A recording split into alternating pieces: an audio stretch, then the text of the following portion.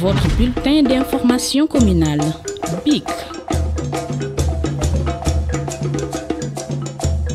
gannaaw bu ñu sant yàlla julli ci Yonent bi maa ngi sant ñëpp nag jiital ci nuyoo bi ak cant gi ñi nga xamante ne tey ñooy actrices yi ak acteurs yi teg si ñi nga xamante ne tey ñooy responsable mais su ma nee responsable mooy ñi jiitee kuréel yi fi nekk ñooñu nag may tudd mooy Adja Fatou Touré Thierno Mbengue général Mareyeur Mamadou Sow ñoom Fatou Ndoye képp koo xamante ne tey yaa ngi fii ci marché central au poisson di yëngatu ci liy jëmale marché central au poisson kanam maa ngi lay sant di la gërëm di ne bés bi bés bu màgg la ndax bésu jigéen ñi la ndax jàpp nañ ne développement mënta am te jigéen ñi taxawuñu moo tax journée bi nga xamante ne tey ñu ngi koy jagleel jigéen ñi jàpp naa ne ni ki war na mën a am ndax ñu ngi koy wone di ko dox di ko jëfee moo tax bés bi nga xam ne dañ ko jagleel jigéen ñi lu war la kon maa ngi koy rafetlu bu baax di ànd ak ñoom nag vraiment di ko célébrer. même ren bi mi ngi nekk accès à l'informatique pour les femmes naka nga gisee thème journée 8 mars bi.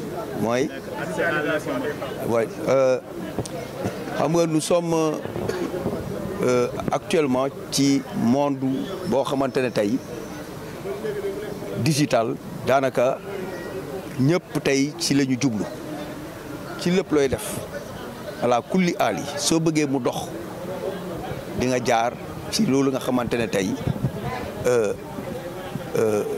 digital la kon nag thème boobu nga xam dañ ko tànn dina tax ba jigéen ñi ku ko bàyyiloon xel wala mosoo ko jëfandikoo wala dem nga ba jàppale ni ki lu ñu mën a soofantal la bés ni ki tey yaakaar naa di nga jublu ci jumtuwaay yooyu nga xamante ne tey yóbbu na nit foo xamante ne fu kawe njortam la kon nag yaakaar naa thème bu am solo la bu ñëpp rafetlu kon wax dëgg yàlla man gis naa ne ni ki thème bu am solo la. En français. Bon, je commencerai tout d'abord par remercier le président de la République parce que bon, quand je parlais wolof, je n'ai pas eu quand même à le faire. Remercier son premier ministre, le ministre Pape Sagna Mbaye, qui nous a toujours soutenus en cas de difficulté. Féliciter et remercier nos braves femmes, à commencer par Adja Fatou Touré, mais également les hommes, bien que cette journée est dédiée aux femmes. Quand je parle des hommes, il y a Modou Sow, il y a Général, il y a Thierno Mbengue, il y a d'autres aussi qui sont là. Sans oublier surtout les femmes. À commencer par Adja Fatou Touré, Fatou Ndoye, Seynabou Ndiaye, Binta Camara, qui est une brave femme, qui est la responsable des femmes au niveau de la section Diola, à qui vraiment je rends un vibrant hommage parce que c'est une brave femme. Mais en ce qui concerne le 8 mars, moi je pense qu'aujourd'hui c'est tout simplement pour faire comprendre aux femmes qu'elles sont assez responsables pour ne serait-ce que prendre leur destin en main, en dehors du destin qui nous vient de l'au-delà. C'est des braves femmes car à partir de 2 heures du matin, 3 heures du matin, elles sont là avec un certain nombre d'individus, mais surtout les femmes qui travaillent d'arrache-pied, ne serait-ce que pour soutenir leur famille. Moi, je dirais tout simplement qu'on doit quand même les accompagner, les appuyer. Et surtout, faire en sorte quand même qu'à travers ce thème, qu'elles essayent quand même de subir une formation. Cette formation, moi je pense qu'au niveau du marché central au poisson, nous allons essayer de tout faire pour ne serait-ce que accompagner un certain nombre de femmes pour qu'elles puissent maîtriser tout ce qui est digital. Parce que ça leur permettra de pouvoir non seulement travailler correctement, mais écouler leurs produits à distance. Et c'est très important. Pour les femmes qui aujourd'hui travaillent avec moi au niveau de l'administration, je les remercie beaucoup. Les félicite, car elles travaillent d'arrache-pied pour ne serait-ce que faire fonctionner le service conformément au règlement intérieur mis en place par l'administration. Donc là aussi, vraiment, je leur dis merci. Vous avez à côté de moi la DRH, mais également la responsable du personnel est là. Il y a également Sokhna Fatou Fall, la comptable. Mais je dirais tout simplement que tout ce qui évolue au niveau de l'administration, moi je dirais tout simplement qu'ils ont toujours été et ils demeurent toujours et restent toujours au service du marché central aux poissons. Donc je leur remercie, beaucoup. Tout à l'heure, vous avez parlé de deuxième quinquennat. Ouais. Est-ce que vous pouvez nous revenir? Oui, par rapport au deuxième quinquennat,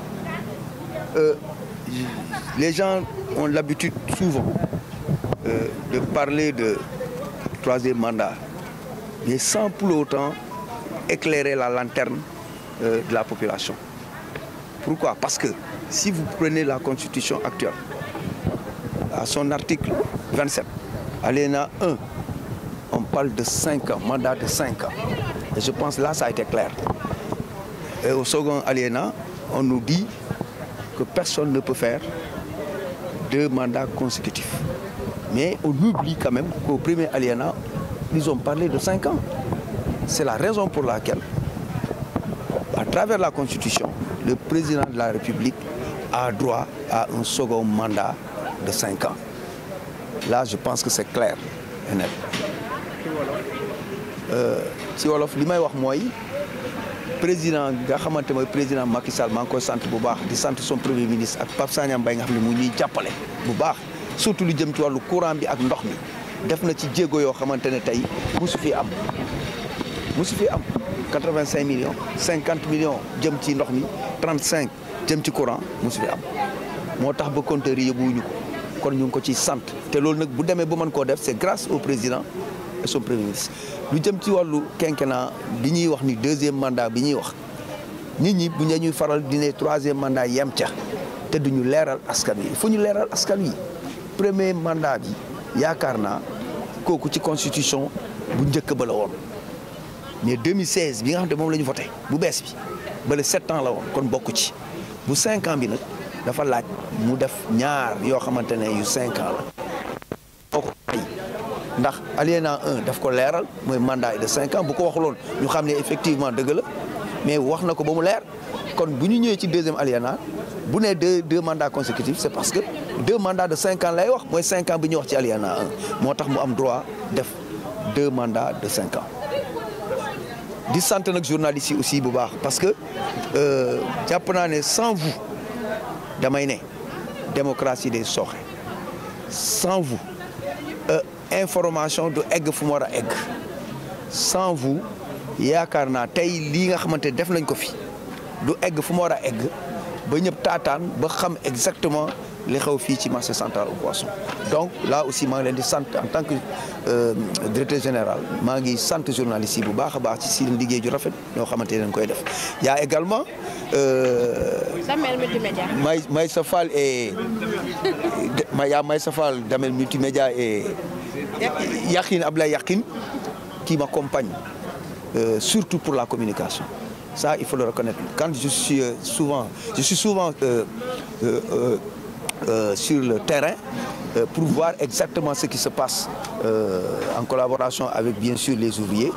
Là, souvent, ils m'accompagnent pour ne serait-ce que prouver à la population que Wally est proche non seulement des acteurs mais également proche des techniciens qui du matin au soir veillent au grain pour ne serait-ce que le marché central au poisson fonctionne correctement. Là, vraiment, je vous remercie beaucoup.